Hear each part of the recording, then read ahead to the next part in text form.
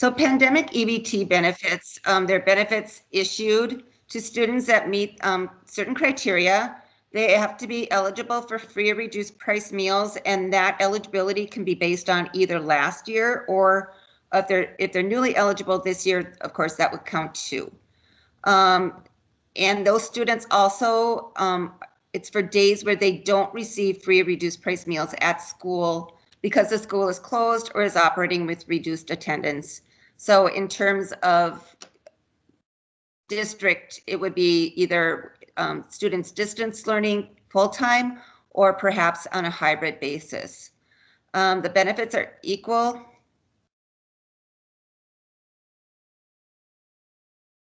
Oh.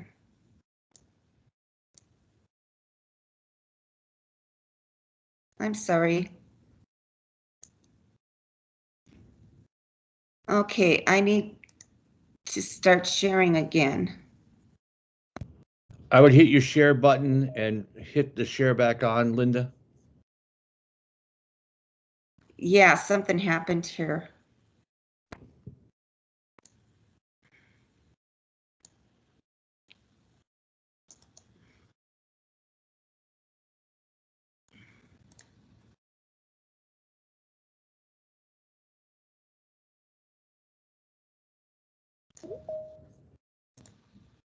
Okay, can you see?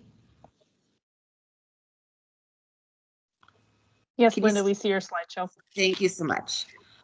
Okay, so like I said, we're going to talk about the pandemic EBT for the school year 2021.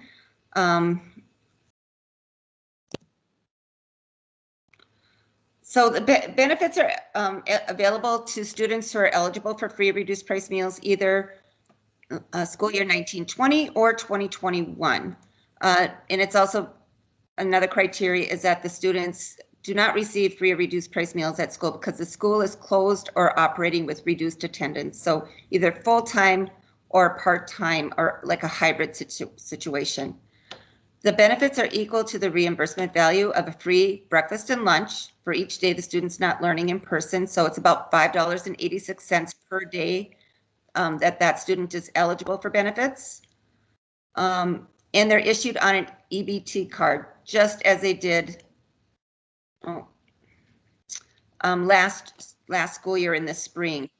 And those benefits are used the same as regular SNAP benefits. They kind of have the same rules attached to them as if somebody were to use SNAP benefits. The benefits will be retroactive to the beginning of the school year. So there is a caveat where it's after 5 days where the students don't have access to those meals. So we do have to look at that initial 5 days before a student actually becomes eligible. So even if a school started later than it would normally, say they were scheduled to start August 25th, but they didn't start till September 2nd, those days where the school was closed can count towards those 5 days. But it could also be, again, with the hybrid, if the first 5 days they were in a hybrid situation as distance, we disregard those and then we start counting after that 5th day. And those benefits are available for the entire school year. So they go back to the beginning of the school year and they will go through the last day of the school year for this year. We did issue, as many of you know, we did issue pandemic EBT benefits last spring through an application process. That process was very arduous, time consuming, and caused a lot of errors, and it actually caused some barriers for benefits for some of the households that applied, just due to errors in validating their enrollment or their eligibility, or even incorrect addresses or names in the applications. So therefore, this year we're hoping to issue these benefits through a just pulling the data out of the school districts and using that data to issue those directly to the households rather than requiring them to apply. Just kind of give you an idea of the agency roles involved with PEBT. USDA is a federal agency that's administering and funding the EBT. Our office, DPI, will compile and verify the student data for the purpose of issuing those benefits. Department of Human Services, specifically the SNAP office, issues those benefits to households of eligible students. And then DPI and DHS work together to develop a state plan that must be approved by USDA before we can even issue those benefits. DPI and Department of Human Services do have a memorandum of understanding in place to share the student eligibility information for the purpose of providing benefits to eligible students. So kind of explains our allowability in pulling this data. The data that we're going to be to use, of course, is student data, name, date of birth, their eligibility for free reduced price meals. If it's an eligibility for this school year, we will look at the date of eligibility, because if they didn't become eligible until October 15th, we can't issue benefits past or earlier than that. So there will be a little bit of that for new eligible students this school year. And then learning environment. We know that districts are reporting that learning environment on a student by student basis, and that will be used in order for us to calculate the benefits for those students that are eligible. And then also we're going to need contact information. That would be the head of household name, their current address, and hopefully email if it's available. And that would just be to ease communications with those households. We do have some concerns with the data. First of all, it's really important that the benefits are issued and sent to the correct person and address, and also making sure that the correct benefit amount is calculated. And so because of that, we really are looking to the districts to help us make sure that these items are correct by making sure that student eligibility status is correct in PowerSchool. The student learning environment information is entered, and then also the student contact information, and most current and correct. That would be parent or guardian name and their address. We also are looking at the districts that don't enter student data into PowerSchool or STARS. We know that some of our non-publics and also some of our BIE or BIA schools don't use PowerSchool. And so we'll be looking at those districts or schools separately and working with them to pull a file from them, sending them probably a formatted spreadsheet or the format of the data file that we will need. And so I see myself probably working with those districts on a separate manner, probably doing a separate call with them just to make sure we're all on the same page with that. But the majority of districts, with the public districts, we will just be pulling that data right out of the data systems that are available. I do have Tracy Corsmo and a couple people from NDIT and our MIS office on this call to answer any of those technical questions, because I certainly don't understand much of that. So I appreciate all of you being on this call. One of the problems we've identified already and are really looking for some assistance on is verifying the contact information. We understand that when a student is registered or enrolled into a school or district at the beginning of the school year, that information can change throughout the school year, both the name of the parent or guardian in which that student is residing, as well as addresses. And sometimes, a student may move, or a family may move, and maybe one of the students, maybe one of the schools, like an elementary school, updates the address in PowerSchool, but then there might be other siblings where those addresses aren't being updated. And so we are going to require that there be some type of a address or contact verification prior to issuing benefits for the household. So we see this happening differently in different districts. Smaller districts probably have a good idea of whether or not that data is updated, and know which students would qualify and can work on making sure that that information is updated and correct. Whereas our larger districts, it's a lot more students, and how can that be done efficiently and effectively? We're looking, some ideas might be sending a message to parent or guardian on file with a request for a response on, is this still correct? Or if not, can you send me the updated information? I know that most of the large districts have capability of either sending out emails or texts or even both to those households, and targeted households also in many cases. And then, like I said, smaller districts might be able to verify that contact information on behalf of the parent or guardian. But we're open to thoughts or ideas on how this can be done efficiently and effectively. And we also know that each district probably will want to do it in a different manner. And as long as it's completed and it's provided to us, and we feel confident that data is correct, and we are going to get those benefits to the correct person, we don't really care how you do it, as long as it's done, of course, and also in a confidential manner, so that people are not finding out who else is eligible.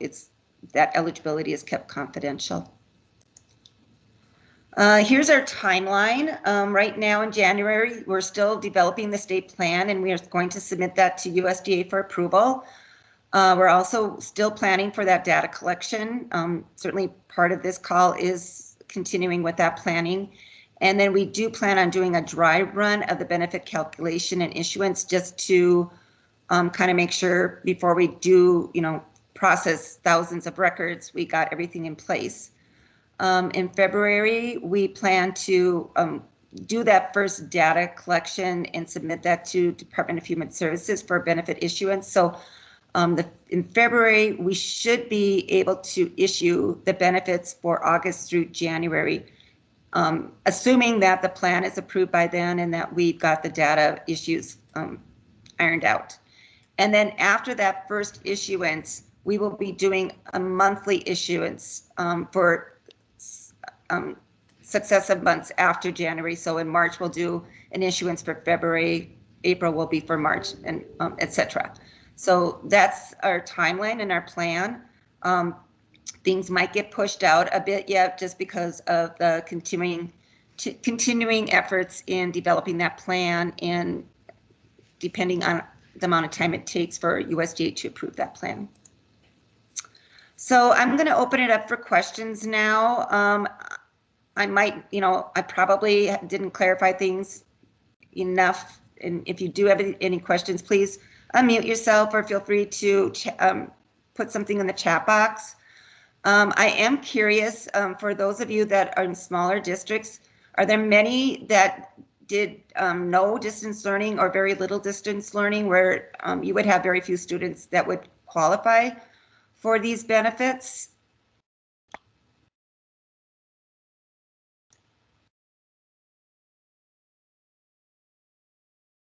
Okay, Kendra, your hand is up.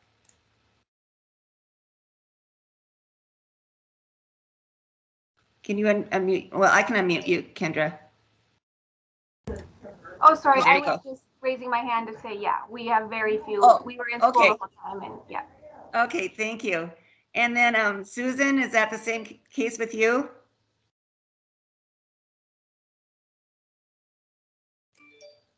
Okay. Okay. Okay, 12 students. I'm trying to find my chat here. Okay, Dakota Prairie had 12 students.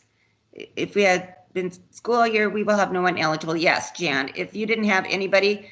In some districts, I think there might be one or two families that chose to do distance learning, maybe because of a health concern or whatever. Those students, if they're eligible for free reduced price meals, would also qualify, even if it was a family choice, not a school choice.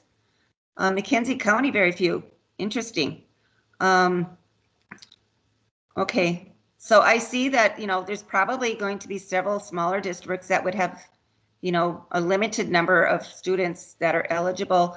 Some of our larger districts, certainly they did a lot more distance learning. I know in some of the tribal areas, like up by Belcourt, they had a lot of distance learning, and so that will also, be an area where we will have to put extra efforts into. Okay, if you fed your distance learners with meals that were picked up or non-congregate meals, these students are still eligible for the PEBT benefits. So if they received their meals at school because they were in school learning, then they would not be eligible for those days. But if they picked up the meals and were distance learning on those days, they would be eligible.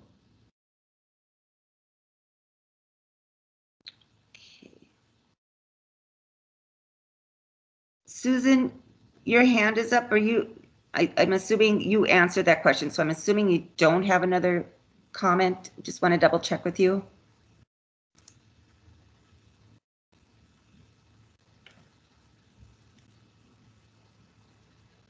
Okay, anyone that chose distance learning could be eligible for PEBT if they are eligible for free reduced. Yes. So if a family chose distance learning, even if the school was open for in-person learning, if that family chose distance learning and they're eligible, they are still able to get the benefits. And Linda, Susan does not have any other comments. She does not have a mic to respond. Oh, I see. Okay, Yep. Thank you. Thank you, Ross, and thank you, Susan. Appreciate that. So I guess I would like if anybody has, a comment, or those of you that did have distance learning, do you feel that this is doable by doing that verification, or sending something out to the districts, or I mean to the households, to have them verify or validate their address? I really would, I'm kind of curious. We kind of came up with this just because we had other ideas that just weren't going to work. Only if they were free or reduced. Yes, it's only if they were free. They are free or reduced either this year or last year. And of course they have to be enrolled in the district.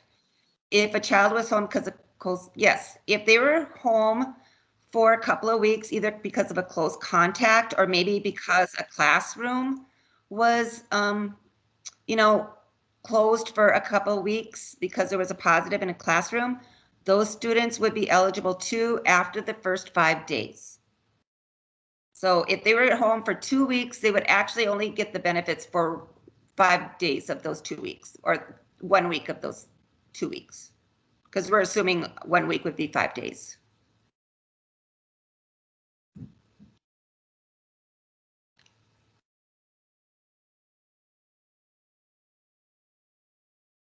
I will be sending this information out to all of you in writing so that you don't have to remember all of this. I did record it also in case anybody needs the recording. Students chose to do virtual learning all of first semester.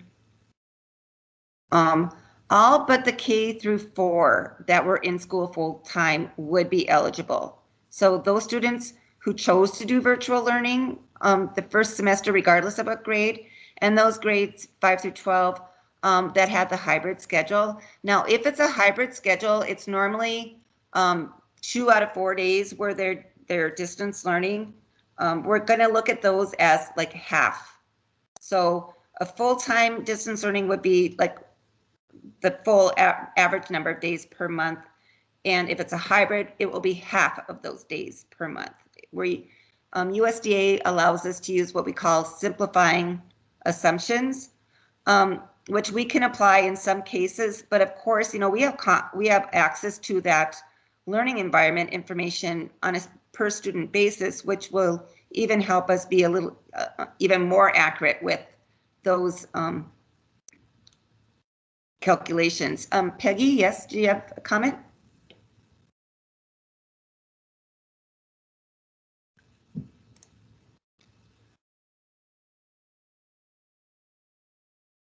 Peggy?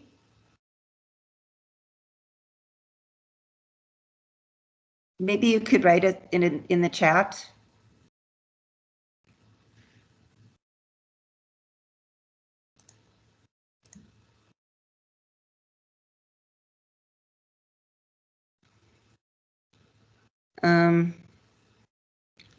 It does not, okay.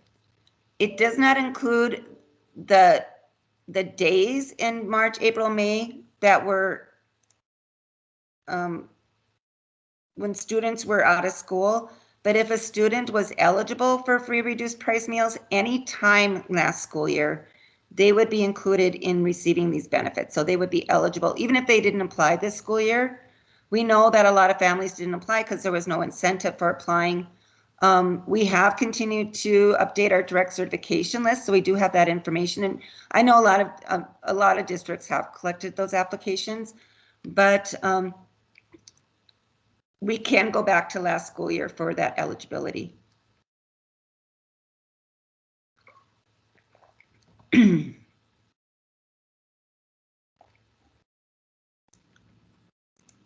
So how long do you think it would take you to, those of you that did distance learning, how long do you think it would take you to verify or validate the contact information? Ballpark.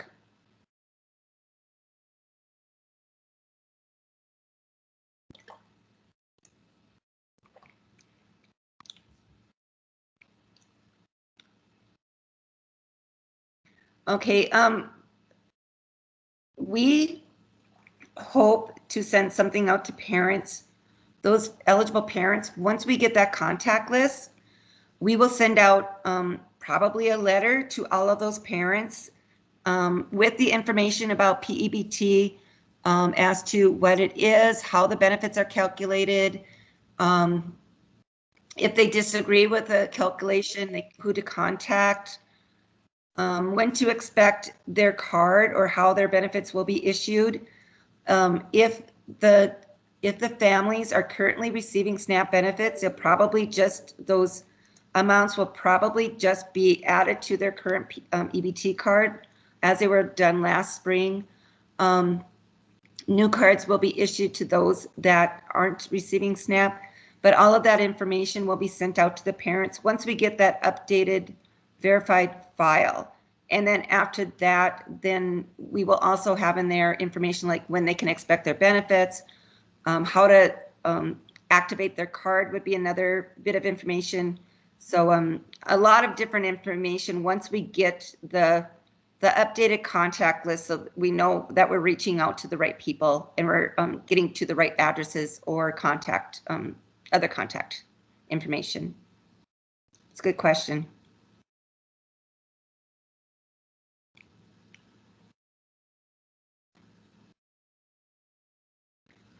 So once I send out the summary of all of this and more information about the data, would 2 weeks be reasonable for, yes, you could create your own verification letter, or I can send out a template. I can send out a template too.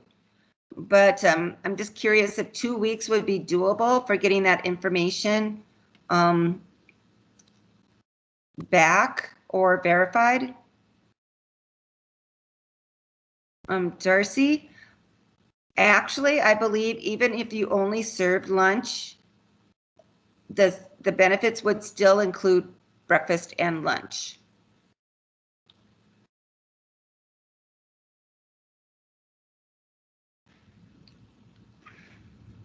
Okay. Yes, we will determine who is eligible based on the information that is in PowerSchool. So that we have access to that. So as long as the district updates that eligibility information in PowerSchool, that can be pulled. So we don't have to have you verify that. Just make sure it's correct in the system. We just need to get the contact information verified so that we are not sending it to the wrong, this information to the wrong people. And thank you for confirming that for 2 weeks. I appreciate that.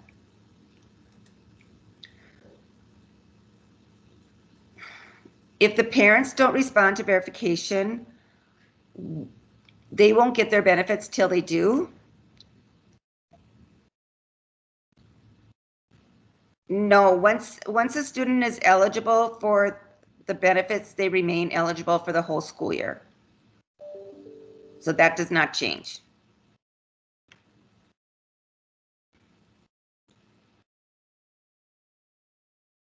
We are still determining how to reach out to those parents that are eligible and won't verify. I think maybe by sending you another communication that you can send to reach out to those parents would be helpful. Since, yep, as long as you're in PowerSchool, as long as you verify that contact information and let us know that that's verified, you won't have to do anything else. Oh, additional free reduced kids later in the year. We will look at the date that that eligibility shows up in STARS or it comes into our computer system, and we'll issue the benefits from that point on. Michelle, I know I'm kind of worried about the large districts. I would say that that probably will be an ongoing thing, so that as you maybe once a month you can let us know, send us a file or a list of those that are verified, and then continue to get those verifications, and it'll still go back to the beginning of the school year. So even if a family doesn't verify with you until April, they'll still get the benefits back to the beginning of the school year. They just won't get them as early as they would if they verified right away. And so I think, including that in that communication out to the families will be really helpful.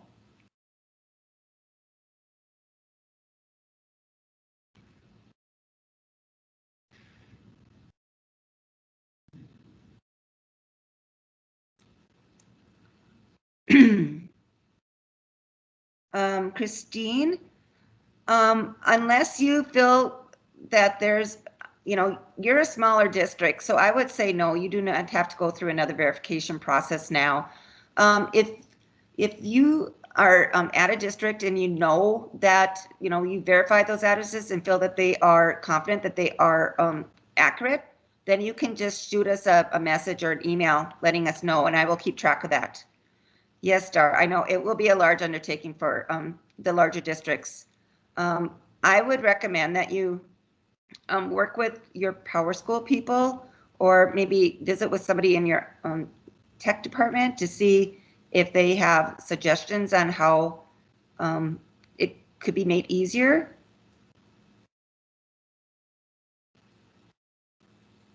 Yes, follow up with the parents. I would say we don't expect the districts to continuously follow up. It's up to the parents to make, to do that verification in order to get those benefits. That's kind of their incentive for getting those benefits. So, maybe send out an initial communication, and maybe send out the same communication 2 weeks later as a reminder. But it's, if you have like a social media page or some other, access to something like that, that would be also a good way of getting that message out, because they're not going to get those benefits if they don't, especially with the large districts, if they don't verify, they're not going to get their benefits. Yes, yeah, I plan on sending out a template of a communication. Of course, a district can, modify to suit their own needs, or, the message they want to send out, but I could do a template that the districts could use, certainly.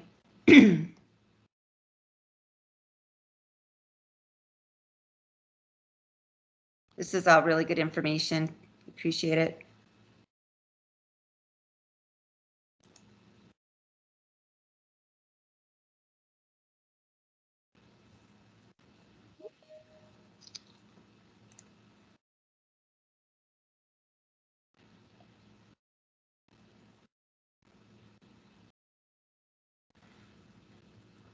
So as for the communication and the additional information and about this PEBT, I will have that out to you by next week, beginning of next week.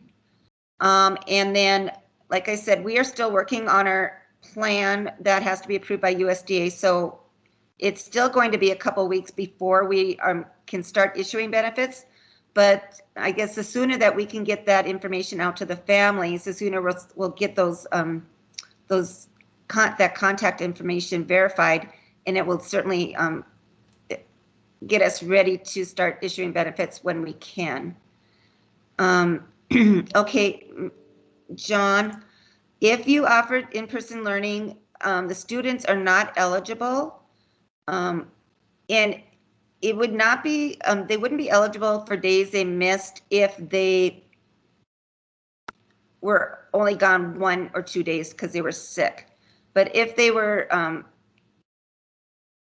if the family chose to distance learn, or if the students had to be distance learning for a couple of weeks because maybe there was a positive in the classroom, then those students would be eligible if they're eligible for free reduced price meals. But it would have to be based on the fact that either the school was closed due to COVID, or the students were distance learning because the family chose to do that due to COVID, or maybe there was limited attendance due to COVID, maybe, like I said, classroom gone for a couple weeks. Yes, I believe that, Jennifer, that's correct. The dates that they are distance learning are those dates that you enrolled them into that special program. Yes, that's correct.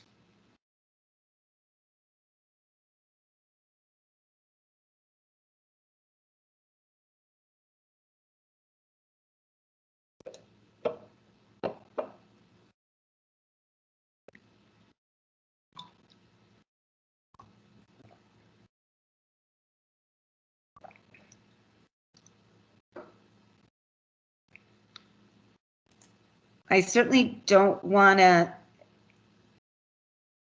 miss any of your questions or chats, but I also don't want to keep anybody on longer than needed. So I would like to know if anybody has any last questions or comments before we end this meeting. Like I said, I will get the information out to you early next week along with a template. Yes, free and reduced from last year also qualify, as long as they were free reduced before the end of the school year, of course.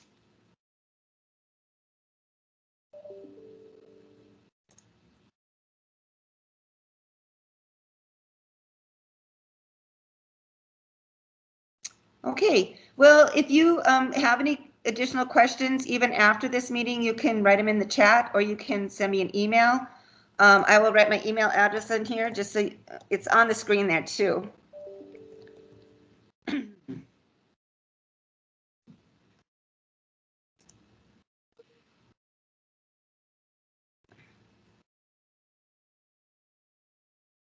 Yes, Barry, you're correct. If they missed, if they were distance learning due to close contact or positive for COVID, and they had to maybe distance learn for a period of 2 to 3 weeks, they still qualify.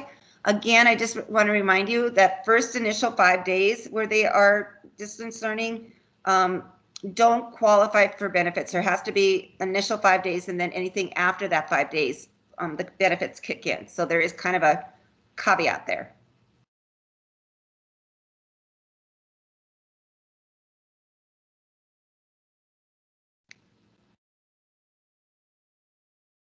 All right, well, again, I want to thank you all for joining me today and letting me explain our new pandemic EBT plan to you. Again, if you have any additional questions or thoughts, please feel free to email me. Last year, would we count 5 days before school closed? No, it begins this school year.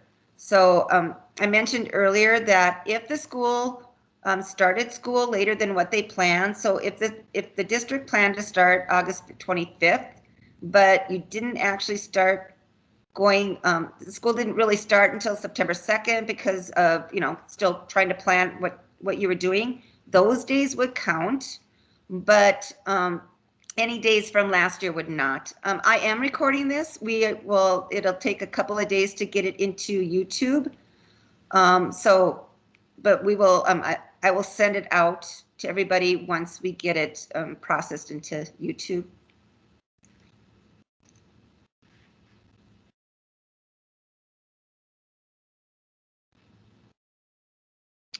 Okay. Again, thank you. You can, I think I have a hand up, maybe? No. You can watch for additional information from me beginning of next week. If there were 5 days or less, there's no benefit. Correct, Barry. It would have to be anything over that initial 5 days.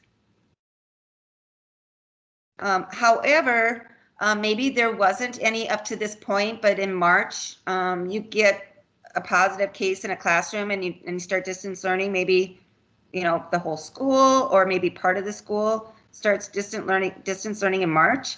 Those benefits can start in March then, minus the first 5 days, then anything after that, those benefits could kick in. So even if there haven't been any days up to this point, we are still going to be issuing those benefits through the school year. So there might be a point in the future where those benefits could kick in.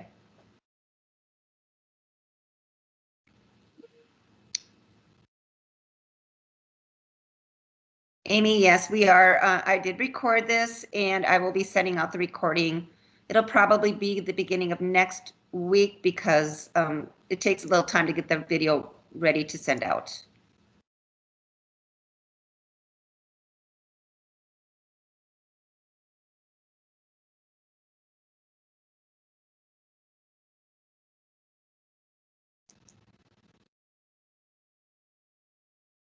Okay, I'm not going to take up anybody else's time. Again, please send me an email with any questions you might have.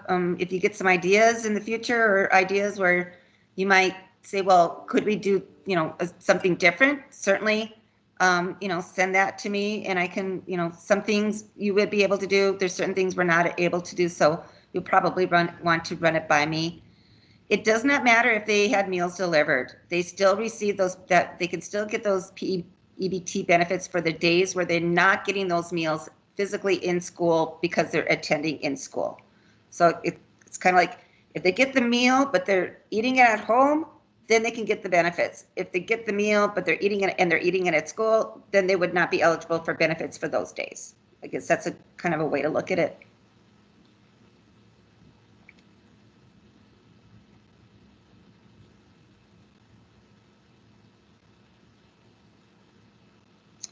All right. Thank you, everyone. I appreciate your time, and you can look forward to hearing some more from me beginning of next week. Bye.